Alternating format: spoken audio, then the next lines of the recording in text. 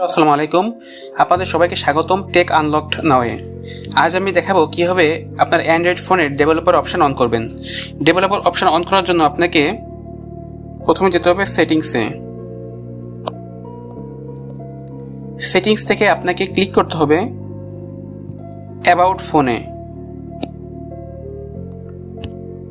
About phone থেকে আপনাকে যেতে হবে ভার্সান থেকে দেখবেন বিল্ড নাম্বার। এখানে বিল্ড নাম্বার 5-7 বার প্রেস করার পরে দেখবেন পাসওয়ার্ডের অপশন আসছে। আপনার ফোনের যে পাসওয়ার্ড, সে পাসওয়ার্ড এখানে দিয়ে দিবেন। ব্যাস, আপনার কাজ শেষ। দেখবেন আপনার ফোনের ডেভেলপার অপশন অন হয়ে গেছে।